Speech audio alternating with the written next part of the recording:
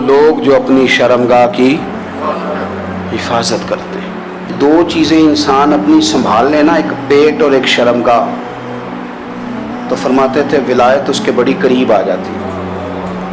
ہم نہ ان لذات میں الجھ جاتے ہیں۔ سیانے سیانے بندے روٹی کمر سیدھی کرنے کے لیے کھانی چاہیے، زبان کے ذائقے کے لیے نہیں کھانی چاہیے۔ یہ زبان کا ذائقہ لگ جائے یہ کہیں کا نہیں چھوڑتا انسان۔ اپنی شرمگاہ کی جو لوگ حفاظت کر لیتے ہیں، کوئی بڑے سے بڑا گناہ کرنے سے بھی بندہ کافر نہیں ہوتا، بندہ کفر کرنے سے کافر ہوتا ہے۔ گناہ بڑے سے بڑا کرنے والا بھی گناہگار ہے، کافر نہیں۔ لیکن بعض گناہ ایسے ہیں جو جس وقت بندہ کر رہا ہوتا ہے اس وقت وہ مومن نہیں ہوتا۔ میرے نبی کریم صلی اللہ تعالی علیہ وسلم نے فرمایا جب کوئی شرابی شراب پیتا ہے اس وقت مومن نہیں ہوتا، جب کوئی چور چوری کرتا ہے تو اس وقت مومن نہیں ہوتا، اور جب کوئی زانی زنا کرتا ہے تو تب وہ مومن نہیں ہوتا۔ اتنی دیر کے لیے اس کے دل سے ایمان نکال لیا جاتا ہے۔ یہ جو ہمارے لڑکے بن سنور کے نکلتے ہیں، یہ جو میک اپ کا خرچہ لڑکیوں کے برابر لڑکوں کا ہوتا جا رہا ہے، یہ جو لڑکے بھی رات کو چہرے پر کریم لگا کر کے سوتے ہیں، یہ بتا سکتے ہیں کہ مقاصد کیا ہے؟ بتا سکتے ہیں؟ یعنی بچے بھی بغیر شیمپو کے بال نہیں دھوتے، مثلا کیا کرنا ہے آپ نے اس کا؟ بڑی بڑی قیمتی چیزیں جو ہیں وہ آپ نے رکھی ہوئی ہیں، مقصد کیا ہے؟ یہ جو ہمارے بچے بن سنور کے نکل رہے ہیں تو کیا دعوت دے رہے ہیں سوسائٹی کو؟ شارٹ نکڑے پہن کے جو نکلے ہوئے ہیں، اریاں لباس پہن کے نکلے ہوئے ہیں۔ اقبال نے کہا تھا دیار مشرق حوث میں غلطاں، شباب اریاں شراب اسیاں، جسے بھی دیکھو غری کے اسیاں، ہم ایسی تہذیب کیا کریں گے؟ شباب اریاں، تم نے اپنی جوانی ننگی کر ڈالی ہے ساری، معاذ اللہ۔ کن مقاصد کے لیے میں وہ اعداد و شمار بتا نہیں سکتا۔ ہمارے ہاں گند سستا ہو گیا ہے، لوگوں نے گناہ تک پہنچنا آسان بنا دیا ہے۔ آپ دیکھ لیں گندگی دروازے پہ اور گند موبائل میں، کیسے بچائیں ان بچوں کو؟ کیا کریں؟ کلیجے پھٹتے ہیں۔ ابھی باتیں سوچتے ہیں تو سوچتے ہیں آنے والی نسل کو کہاں لے جائیں، کہاں چھپائیں، کیا ایسا کریں کہ یہ بچ جائیں، خدا را قربان جائیں حضرت عثمان غنی پر۔ مصنف ابن ابی شیبہ میں صحابہ فرماتے ہیں حضرت عثمان غنی نا بڑے مالدار تھے۔ مال آتا ہے تو لوگ عیاش نہیں ہو جاتے، مال آتا ہے تو لوگوں کی خواہشات بہت بڑھ نہیں جاتی۔ بڑے مالدار تھے، مالدار بھی تھے اور سونے بھی بڑے تھے۔ حضرت اسامہ بن زید کہتے ہیں میں نے زندگی میں اتنا سونا بندہ نہیں دیکھا جتنے حضرت عثمان غنی خوبصورت تھے، پیسہ بھی حسن بھی۔ لیکن فرماتے ہیں کہ حضرت عثمان غنی سب سے بڑھ کر اپنی شرمگاہ کی حفاظت کرنے والے اور سب سے بڑھ کر صلہ رحمی کرنے والے، رشتہ داروں سے اچھا سلوک کرنے والے، حیا والے، شرم والے، پاکیزگی والے۔ آپ کا ذہن ہے، آپ صبح اٹھتے ہی ذہن بنا لیں کہ میں نے آج اتنا سبق پڑھنا ہے، آج اتنی تفسیر دیکھنی ہے، اتنی عبادت کرنی ہے، فلانی نعت میں نے دیکھنی ہے، فلاں خیر کا کام کرنا ہے، فلاں آدمی کے ساتھ نیکی کرنی ہے۔ صبح ذہن بنا لیں، آپ کا ذہن وہی کام کرنے لگے گا۔ لیکن اگر صبح اٹھتے ہی ذہن میں گندگی ہے، رات کو سوتے ہی معاذ اللہ ذہن میں وسوسے ہیں، تو پھر سارا دن وہی چکی چلے گی، وہی انداز رہے گا۔ تھوڑا سا آپ کو اس کی نگرانی کرنی ہے، تھوڑا سا۔ فحاشی، عریانی یہ تیزی سے پھیل رہی ہے، تیزی سے گندگی لوگ کشید کر کے لاتے ہیں۔ اور حیا کا مطلب صرف اتنا ہی نہیں ہے آپ زنا اور بدکاری سے بچیں، آپ اپنی زبان کو بھی حیا والا بنائیں۔ کوئی کچا کمزور جملہ، گندی بات، گالی کبھی بھی زبان پہ نہ آئے، آپ کا انداز حیا والا ہو۔ بے باک ہو جانا، بے باک بولنا، میں باریکی سے اس بات کو سمجھتا ہوں اور میں آپ کو بہت ساری بزرگوں کے ارشادات کا نچوڑ عرض کرنے لگا ہوں۔ آپ اپنا ذہن صاف کر لیں، آپ کے بہت سارے کام ویسے ہی صحیح ہو جائیں گے، کیونکہ ہمارے دین کے اندر زیادہ اجر نیتوں اور ارادوں پہ ملتا ہے۔ آپ کے جو اندر کی پاکیزگی ہے وہ بہت سارا فضل لاتی ہے اللہ کا، اور اگر دل ہی نہ پاک ہو، ذہن ہی نہ پاک ہو، تو وہ خیر کی چیزیں کس طرح کر کے داخل ہوں گی؟ اپنی شرمگاہ کی قربان جائیں۔ نوجوانوں ذرا غور کرنا، میرے نبی کریم صلی اللہ تعالی علیہ وسلم کے بارے میں حضرت عائشہ صدیقہ فرماتی ہیں کہ عرب کی کواری لڑکیاں بڑی حیا والی ہوتی تھیں، لیکن اللہ کے پیارے رسول صلی اللہ علیہ وسلم عرب کی کواری لڑکیوں سے بھی بڑھ کر حیا والے تھے۔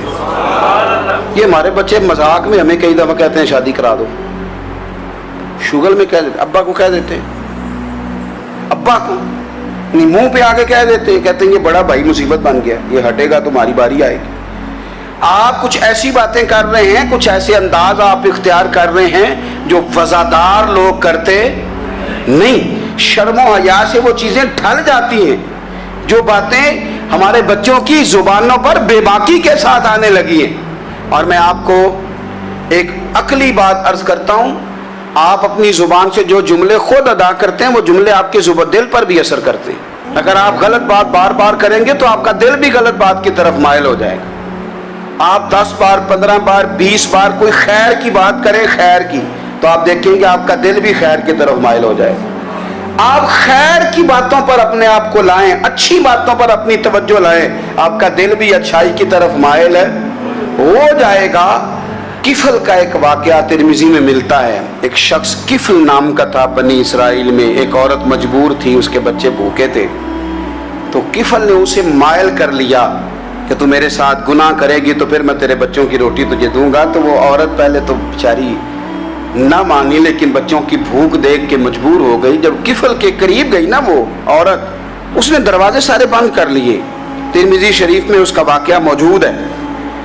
چاروں جانب سے بند ہو گیا سارا کچھ، لیکن جب وہ کفل کہتا ہے میں اس بی بی کے پاس جانے لگا تو عورت کا وجود کانپتا تھا۔ جس بندے کو گناہ کی طرف جاتے اس کی طبیعت میں ہیجان پیدا ہو تو مانا یہ ہے کہ ابھی ذہن پورا غلیظ نہیں ہوا، ابھی طبیعت پوری گندی نہیں ہوئی، ابھی ایمان کی بہت ساری قسمیں موجود ہیں، عورت کا وجود کانپتا ہے۔ تو کفل کہتے ہیں کہ میں نے اسے کہا کہ سارے دروازے بند ہیں، ڈرتی کیوں ہے؟ تو کہنے لگی ڈرتی اس لیے ہوں کہ سارے دروازے بند نہیں ہوتے، ایک دروازہ کھلا ہے اور وہ دروازہ رب قدیر کا دروازہ ہے، اسے کیسے بند کیا جا سکتا ہے؟ تو کہتے ہیں جب اس نے یہ لفظ کہے تو مجھ پر بھی بات کا اثر ہوا، مجھ پر۔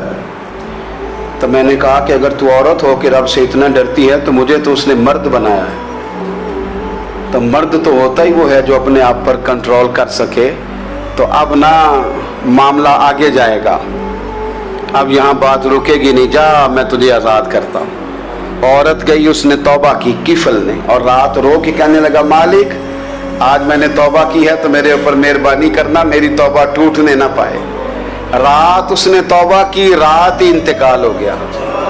لوگوں کو پتا تھا بڑا بے حیا ہے، بد کردار ہے، گناہ گار ہے، شاید لوگ اس کا چہرہ دیکھنے بھی نہ جاتے، پر مالک کریم ہے نا۔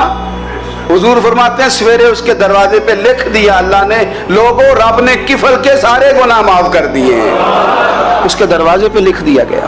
جب آپ اپنی حفاظت کرنا چاہتے ہیں تو اللہ پھر اسباب بھی پیدا کر دیتا ہے۔ اپنی شرمگاہ کی، اپنی نظر کی آپ خوب حفاظت کریں۔ اور میں آپ کو ایک بات عرض کروں، ایک بندے کے باحیا ہو جانے سے نا، ایک بندے کے ٹھیک ہو جانے سے اس کے دائیں بائیں بے شمار لوگ ٹھیک ہو جاتے ہیں۔ نہ چاہتے ہوئے بھی آپ کی نیکی کا اثر آپ کے دوستوں پہ پڑتا ہے، نہ چاہتے ہوئے۔ اور ایک بندے کے بگڑ جانے سے اس کے دائیں بائیں بہت سارے لوگ بگڑ جاتے ہیں، بہت سارے لوگ بگڑ جاتے ہیں۔ آپ اگر اپنے لب و لہجے پر یہ پابندی لگا سکیں اور اپنے آپ کو اگر آپ سنبھال سکیں تو پھر یاد رکھیے گا بڑی ساری چیزیں بہتر ہو جائیں گی۔ کچھ چیزیں ایسی ہوتی ہیں جو ہم نہ فراخ دلی سے بانٹتے ہیں، اور کچھ چیزیں ایسی ہوتی ہیں جو مجبور ہو کر ہم دیتے ہیں۔ کئی دفعہ ایسا ہوتا ہے کہ سامنے والا کچھ زیادہ تکلیف میں ہوتا ہے اور ہمارے پاس بھی وسعت نہیں ہوتی، لیکن زیادہ اجر اسی بندے کو ملتا ہے جو تھوڑی تکلیف برداشت کرے اور سامنے والے کی تکلیف کو دور کرے۔ مدینہ منورہ میں نا قحط پڑ گیا تھا، غلہ نہیں ملتا تھا، تو قحط کے زمانے میں لوگ نا پھر چیزوں کو مہنگا کر کے بیچتے ہیں۔ ہمارے ہاں ایک طرف چینی کی لائنیں لگی ہوتی ہیں اور دوسری دفعہ چھاپا پڑتا ہے، پورے کے پورے گودام بھرے ہوئے نکل آتے ہیں، لوگ مصنوعی قلت پیدا کر دیتے ہیں۔ حضرت عمر فاروق رضی اللہ تعالیٰ عنہ کے زمانہ نور میں قحط پڑ گیا تھا، گندم کا دانہ اس طرح ہو گیا تھا جس طرح سونا ہے۔ سیدنا عثمان غنی رضی اللہ تعالیٰ عنہ کے نا بہت سارے اونٹ غلے کے بھرے ہوئے مصر سے آئے، اور لگتا یوں ہے کہ وہ شخص آپ ہی کو غلہ دیتا تھا، کسی اور کو دیتا بھی نہیں تھا، جو اونٹ بھر کے اس نے لیے۔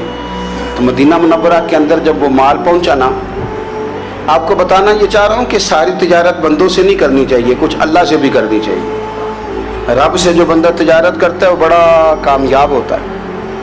وہ غلے سے بھرے ہوئے اونٹ آپ کے پہنچ گئے تو تاجر آئے، انہوں نے آ کے کہا عثمان ہم کھول کے نہیں دیکھتے کہ اندر مٹی ہے کہ سونا ہے، اور یہ بھی نہیں پوچھتے آپ نے کتنے کا خریدا، آپ کی زبان پر اعتبار ہے، آپ نے جتنے کا مال لیا ہے نا ہم ڈبل دیتے ہیں، آپ ہمیں دے دیں۔ آپ فرمانے لگے نہیں مجھے زیادہ نفع ملتا ہے۔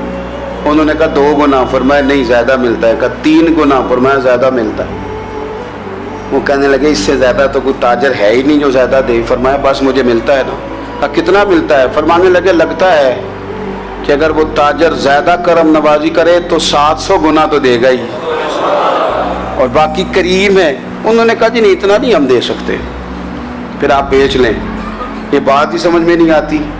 لوگ چلے گئے تو حضرت عثمان غنی مال اٹھا کے مسجد کے دروازے پہ لے گئے، جا کے کہنے لگے اے عمر اعلان کر دیں جس غریب کو گندم کی ضرورت ہے، آسانی کے دور میں نہیں دقت کے دور میں، جب لوگوں کو مل نہیں رہی چیز، جس کو ضرورت ہے وہ آئے اور آ کے لے جائے۔ جب جناب عثمان غنی کے اس غلے کا اعلان ہوا تو تاجروں کو اب مسئلہ سمجھ میں آیا کہ یہ 700 گنا کو بندہ نہیں دے رہا، یہ رب کریم عطا فرما رہا ہے۔ میرے عزیز کچھ سودے رب کے ساتھ بھی کریں۔ وہ جو اپنی نمازوں میں گڑ گڑانے والے ہیں، خشوع کے ساتھ، عاجزی کے ساتھ، انکساری کے ساتھ، ذوق کے ساتھ نماز پڑھنے والے ہیں۔ دیکھیں قرآن نے یہ نہیں کہا شروع میں کہ وہ لوگ اپنی نماز پابندی سے پڑھتے ہیں، بلکہ فرمایا وہ نمازوں میں عاجزی کرتے ہیں، وہ نماز میں خشوع کرتے ہیں، خضوع کرتے ہیں۔ نماز ہم بھی پڑھتے ہیں، ڈھیر سارے لوگ ہیں جن کا یہ مطالبہ ہے کہ میرا نماز میں دل ہی نہیں لگتا۔ پہلی بات تو یہ ہے کہ دل نہ بھی لگے تو نماز پھر بھی پڑھنی ہے، اور دوسری بات یہ کہ دل لگانے کو بھی تو کچھ انسان کے پاس چیزیں ہونی چاہیے نا، کوئی ضروریات ہوتی ہیں۔ سب سے پہلی بات یہ کہ مسئلہ نماز کا نہیں، مسئلہ اہمیت کا ہے۔ آپ نے اللہ تبارک و تعالیٰ کی ذات کی، رب کریم کے جلالت کی جتنی زیادہ اہمیت اپنے دل میں محسوس کر لی، اتنا ہی نماز کی طرف توجہ آپ کی بڑھ جائے گی۔ آپ سادی سی مثال ہے، غور کر لیں، جتنا آپ اپنے استاد کو پروٹوکول دیتے ہیں، جتنی عزت کرتے ہیں، اتنا ہی وقت پہ آپ ان کے پاس پہنچ بھی جاتے ہیں۔ اگر آپ کے دل میں اہمیت نہیں ہے تو آپ ڈال دیں گے، اور جس استاد کی اہمیت ہے اس کے فون کی گھنٹی بجتے ہی فون بھی اٹھایا جائے گا، اور بات پوری مکمل بھی نہیں ہوگی تو کہا جائے گا جیسے آپ کہیں گے، اور جو وقت وہ دیں گے ان سے 10 منٹ پہلے پہنچنے کی کوشش بھی کی جائے گی۔ بس سمجھ لیں دل لگنے نہ لگنے کا مسئلہ نہیں، اہمیت کا مسئلہ ہے۔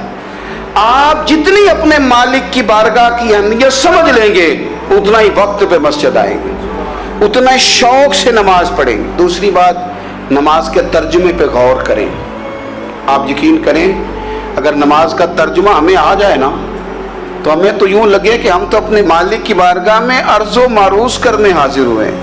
یہ سورہ فاتحہ ہی دیکھ لیں آپ، حضور فرماتے ہیں، رب فرماتا ہے سورۃ فاتحہ آدھی میری ہے آدھی میرے بندے کی ہے۔ جب اس نے کہا الحمدللہ رب العالمین الرحمن الرحیم مالک یوم الدین ایاک نعبد و ایاک نستعین، جب یہاں تک وہ لفظ کہتا ہے تو یہ حصہ میرا تھا۔ اس نے اپنے رب کی تعریف کی، اور جب کہا نا اس نے اہدنا الصراط المستقیم، اب بندے نے التجائیں شروع کر دی۔ اس نے کہا کہ مالک بھی تو ہے، رحمان بھی تو ہے، رحیم بھی تو ہے، عبادت بھی تیری کرتے ہیں تو مدد بھی تو تجھی سے مانگنی ہے۔ اب مہربانی فرمانا اہدنا الصراط المستقیم، ہمیں سیدھا راستہ دکھا دے، صراط الذین انعمت علیہم، ان لوگوں کا راستہ دکھانا جن پر تو نے انعام کیا ہے۔ غیر المغضوب علیہم ولا ان کے راستے پہ نہ چلانا ان پر تیرا غضب ہوا، جو گمراہ ہو گئے ان کے راستے. تو نماز میں جب ترجمے پر آپ کا غور ہوتا ہے تو آپ کا تو دل خود بخود لگ جاتا ہے، شوق بڑھ جاتا ہے آپ کا.